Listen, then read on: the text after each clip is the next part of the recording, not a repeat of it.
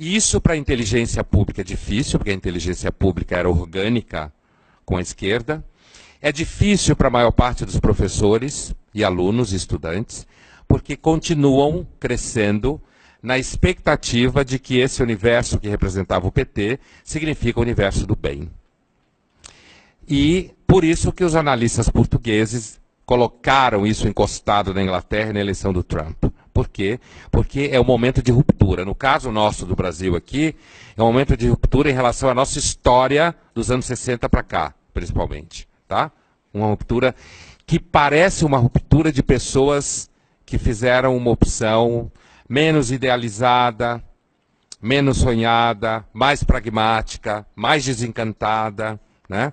Uma opção que alguns leem como o fechamento, recuo, uma opção conservadora, né? Alguns falam o crescimento dos evangélicos, né? Quando as pessoas discutem a eleição municipal do Rio de Janeiro e falam da vitória do Crivella, isso dá medo em muita gente. Quando a gente fala da inteligência pública e universitária, dá medo em muita gente. E não só nesse universo. E o que vai acontecer, né? Como que o Crivella ganhou? O Crivella ganhou porque o outro candidato achava que o Rio de Janeiro era o centro acadêmico das ciências sociais. E ele estava dentro desse centro acadêmico e achou que era isso. E aí as pessoas têm medo, muita gente tem medo, porque o Crivella significa o crescimento de uma população evangélica. Mas não foi os evangélicos que elegeram sozinho o Crivella, senão ele não era eleito, né? Mas esse núcleo evangélico na população brasileira representa duas coisas que dá medo em muita gente. Conservadorismo moral, em termos de comportamento. Endurecimento, um certo endurecimento da visão de como as pessoas devem viver, que muita gente tem medo, certo? Quando eu digo essa muita gente, é principalmente gente que circula pelo mundo da inteligência, que produz conteúdo, que vocês leem, veem na televisão ou ouvem na faculdade, né?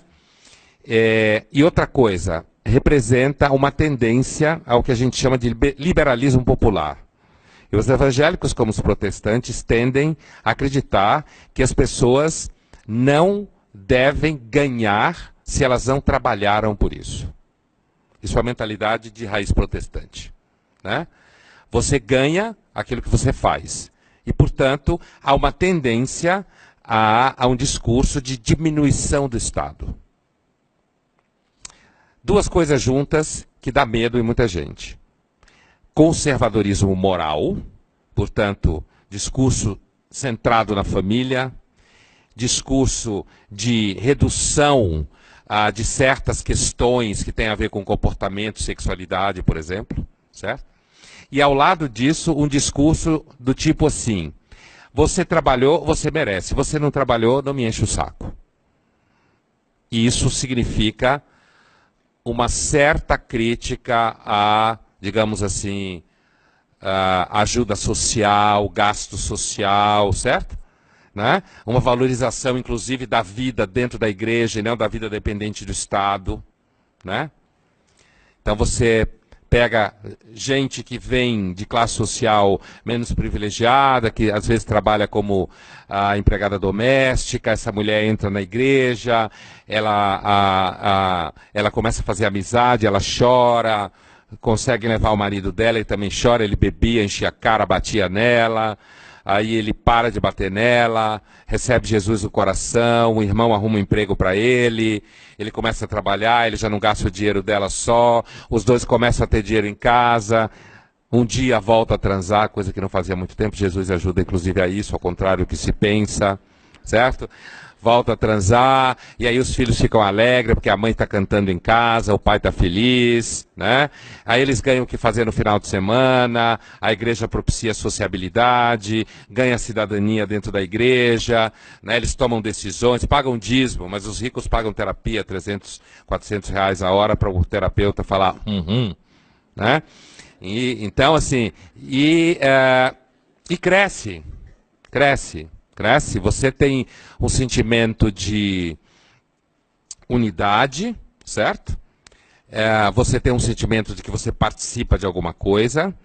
pessoas que normalmente não sentiam que participavam de coisa nenhuma, ganham cidadania. Então, uma das coisas que o crescimento da igreja evangélica no Brasil está ensinando para o povo inteligente, que nem eu, assim, que trabalha com política, ética, filosofia, história, geografia, sociologia e tal, jornalismo, é o seguinte: o movimento evangélico está mostrando no Brasil que ele consegue produzir sensação de cidadania mais do que o Estado brasileiro consegue.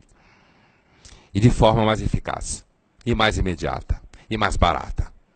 É só um dízimo, certo? E você recebe, em troca disso, amizade, sentido, vínculos, um equilíbrio familiar, né? Tudo que as pessoas querem na verdade. E isso rebate em eleições numa coisa interessante que é a pesquisa dá errado. Né? Pesquisa dá errado. As pesquisas estão dando errado, não só aqui. Porque as pessoas estão começando a querer eleger candidatos que elas têm vergonha de confessar que elas querem eleger. Porque se elas falam que querem eleger, as pessoas... Como assim? Você vai votar no Trump? Como assim no Trump? Você vai votar no Crivella? Como assim no Crivella? O cara é evangélico. Como se essa frase significasse algo do tipo: não vou querer isso nunca. Certo? Então, um medo, né? Estou falando do universo geopolítico, né? Um medo desse universo é de que o mundo, as pessoas que têm uma visão de mundo mais conservadora, estejam perdendo a vergonha de dizer que são assim. E estão começando a eleger pessoas que representam essa percepção. Então, se fala na mídia, como assim o Congresso brasileiro, que saiu da última eleição, em que a Dilma ainda foi reeleita, já saiu mais duro, conservadoramente falando, e se as eleições municipais, como normalmente elas sinalizam, se as eleições municipais da agora continuarem a sinalizar o impacto nas grandes eleições de dois anos depois, a tendência é isso se radicalizar. Né? E então, isso gera uma sensação, principalmente no universo da reprodução do pensamento público. Eu estou insistindo nisso porque é isso que vocês ouvem, é isso que a gente ouve, é daí que produz a percepção.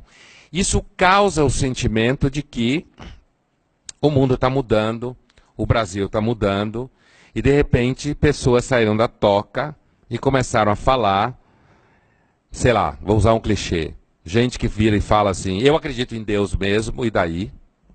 Ou eu acredito na família, e daí? Né? Ou eu sou evangélico mesmo, eu congrego em tal igreja, e daí? Né? E isso você ouve... como assim? Da onde você apareceu? Eu pensei que você tinha sumido. Ou você estava em desaparecimento. Né? Pelo contrário, no caso dos Estados Unidos, né? Então, no Brasil... o medo nasceria do sentimento de que o Brasil está fazendo uma guinada conservadora, no sentido moral e político. Né? E isso, eu quero que fique claro para vocês, não sei se está claro, isso no ciclo pós-ditadura é uma ruptura. É uma ruptura porque as pessoas tinham medo de dizer que pensavam assim, queriam isso, porque tinham medo que achassem que elas eram torturadoras, malvadas, cruéis. E as pessoas estão perdendo a vergonha na cara de dizer isso.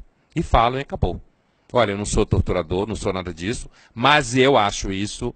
E depois que já foi eleito, fala, votei em fulano. Né? Vamos ver se isso vai se reforçar nos próximos 2 anos. Mas o que a gente está vendo nesse momento é essa tendência. Isso está deixando as pessoas que se acham mais inteligentes em pânico. A universidade está em pânico, a maior parte dos jornalistas está em pânico.